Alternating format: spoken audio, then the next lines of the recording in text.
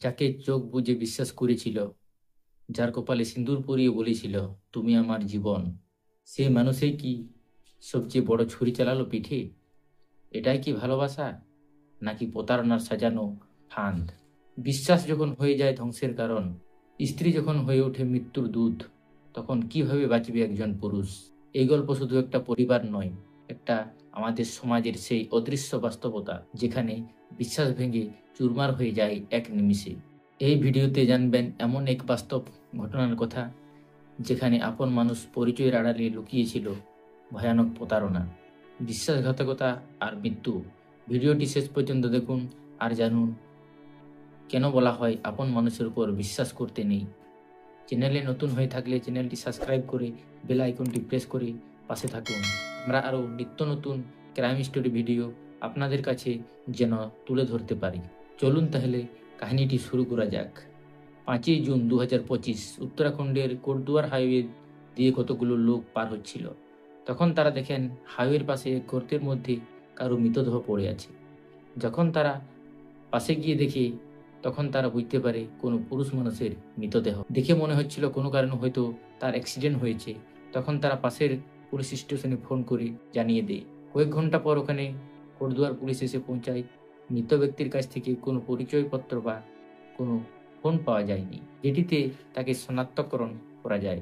Police মৃতদেহটি ময়নাতদন্তের জন্য পোস্টমর্টমে পাঠিয়ে দেয়। তারপর পোস্টমর্টম রিপোর্টের অপেক্ষা করা হয়, কেননা এখন পর্যন্ত পুলিশের এটাই সন্দেহ হচ্ছিল যে তার অ্যাক্সিডেন্টে মৃত্যু হয়েছে। কিন্তু যখনই পোস্টমর্টম রিপোর্ট আসে, তখনই এই কেসের এক নতুন রূপ নেয়। কিন্তু যখনই পোস্টমর্টমের রিপোর্ট আসে, তখন এই কেসের কাহিনী বদলে যায়।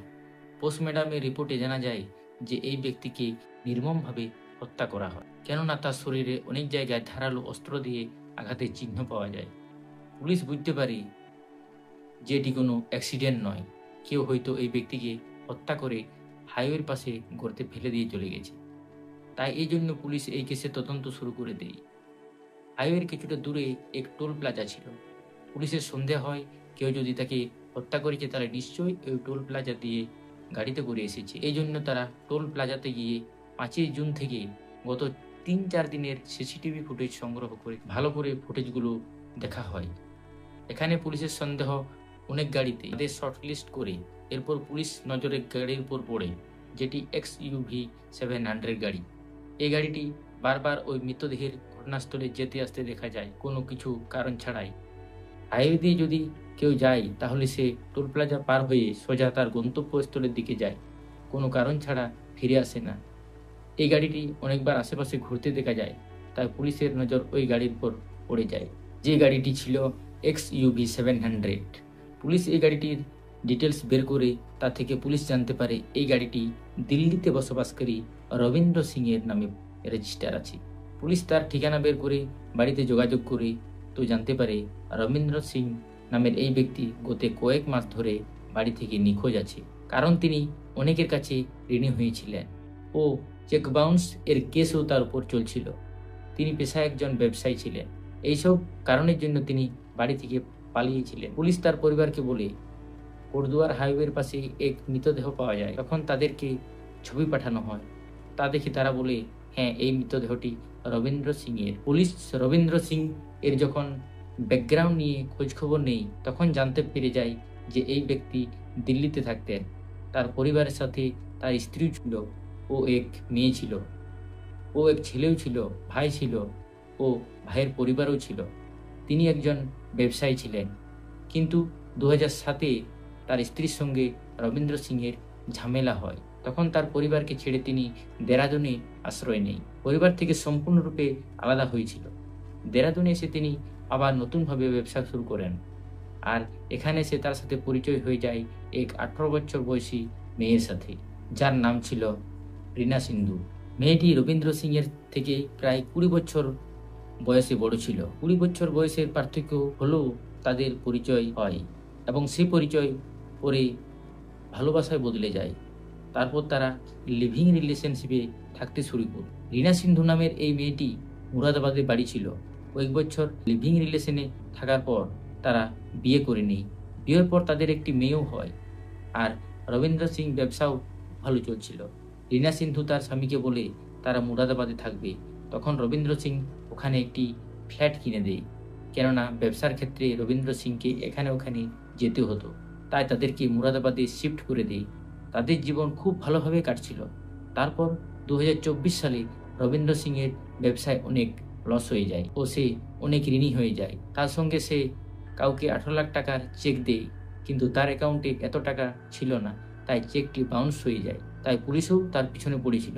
এই জন্য তিনি 2024 ডিসেম্বর থেকে বাড়ি থেকে নিখোঁজ হয়ে যায়। এই ব্যাপারে তার প্রথম পক্ষের স্ত্রীও জানতে পেরে যায়। পুলিশ হাইওয়ে টোল প্লাজায় যে গাড়িটি দেখতে পায় সেটি রবীন্দ্র সিংয়েরই ছিল। সেই গাড়িটি তার দ্বিতীয় স্ত্রীর কাছে ছিল। সেই সময় পুলিশ সিসিটিভি ফুটেজে দেখতে পায় ওই গাড়ির ড্রাইভারের পাশে রীনা সিন্ধু বসেছিল, কিন্তু ড্রাইভারের সিটে রবীন্দ্র সিং ছিলেন না, তাতে অন্য কেউ ছিলেন। পুলিশের সন্দেহ কিন্তু ধীরে ধীরে রীনা সিন্ধুর দিকে যায়। পুলিশ যখন মুরাদাবাদের রীনা সিন্ধুর ঠিকানা বের করে তার বাড়িতে পৌঁছে যায়, রীনা সিন্ধুকে পুলিশ জিজ্ঞাসাবাদ করে। রীনা সিন্ধু ঘাবড়ে যায়, তার কথার উত্তর ওলটপালট হয়ে যায়। পুলিশ জিজ্ঞাসা করছিল যে আপনার স্বামী গত কয়েকদিন থেকে নিখোঁজ, তাহলে নিখোঁজ রিপোর্ট করাননি কেন? তার কোনো সঠিক উত্তর দিতে পারেনি।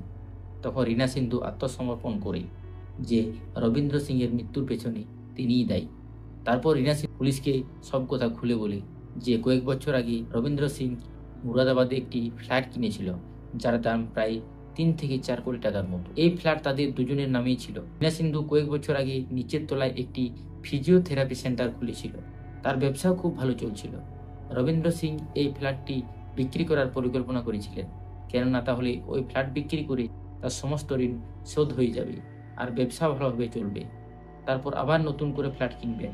কিন্তু রীনা সিন্ধু তাতে রাজি ছিল না, কেননা ওই ফ্ল্যাটের দাম অনেক ছিল আর রীনার ব্যবসাও নতুন শুরু করেছিল।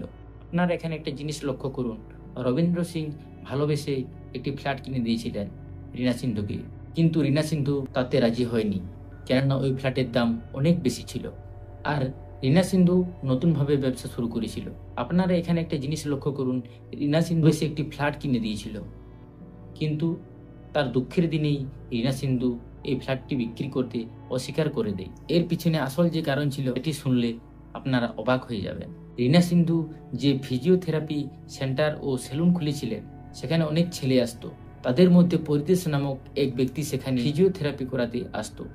রীনা সিন্ধু তার সাথে বন্ধুত্ব হয়ে যায়। এই বন্ধুত্ব একদিন ভালোবাসায় বদলে যায় ও শারীরিক সম্বন্ধ হয়ে যায় তার সাথে। তারপর থেকে রীনা সিন্ধু তার স্বামী রবীন্দ্র সিং ও তার টাকার পয়সার কোনো প্রয়োজন পড়তো না। তারপর রীনা সিন্ধু ও পরিতোষ দুজনে মিলে একটি প্ল্যান করে, যাতে এই বাড়িটি তাদেরকে বিক্রি করতে না হয় ও তারাও যেন বিয়ে করতে পারে। তারপর রীনা সিন্ধু 1 জুন 2025 রবীন্দ্র সিংকে ফোন করে বলে যে তার একটি পেশেন্ট আছে যার নাম পরিতোষ, তার বাড়ি বিজনে, তুমি ওখানে চলে যাও, এখানে ওখানে পালিয়ে বেড়ার থেকে ওখানে সবকিছুর ব্যবস্থা করে দেবে, থাকা খাওয়া কোনো অসুবিধা হবে না আর টাকা পয়সা দিয়েও সাহায্য করবে। তাই সে 1 জুন 2025 জুনে পরিতোষের বাড়িতে চলে যায়। সেখানে রীনা সিন্ধুও চলে যায়।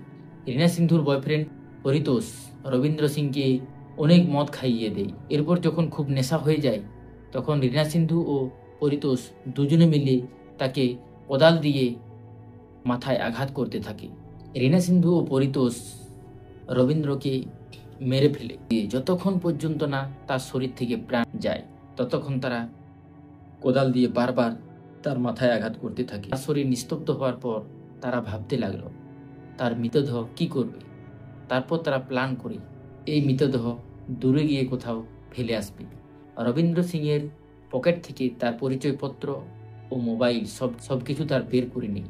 তারপর তার গাড়ি XUV 700 গাড়িতে করে হরিদ্বার হাইওয়ে গিয়ে রাস্তার পাশে এক গর্তের মধ্যে তার মৃতদেহ ফেলে দেয়। কিন্তু 5 জুন 2025 তার মৃতদেহ হাইওয়ের পাশে কেউ দেখতে পায়। পুরো মামলা ছড়িয়ে পড়ে। তার সাথে পুলিশও জানতে পারে যে রবীন্দ্র সিংকে হত্যা করার জন্য রীনা সিন্ধু তার বয়ফ্রেন্ড পরিতোষকে 10 লাখ টাকা ও বিয়ে করার প্রতিশ্রুতি দেয়। কিন্তু খুনি যতই হুঁশিয়ার হয় না কেন, কোনো না কোনো কারণে অবশ্যই ধরা পড়ে যায়। এই কেসও সেম এমনটাই হয়েছে। বর্তমানে রীনা সিন্ধু ও পরিতোষ দুজনেই জেলে আছে। এদের অবশ্যই উপযুক্ত শাস্তি দেবে কোর্ট। এই ঘটনা থেকে আমরা শিখতে পারি যে যতই আপন হোক না কেন, চোখ বুজে বিশ্বাস করতে নেই, তাতে নিজের স্ত্রী বা ভাই বা বোন যেই হোক না কেন।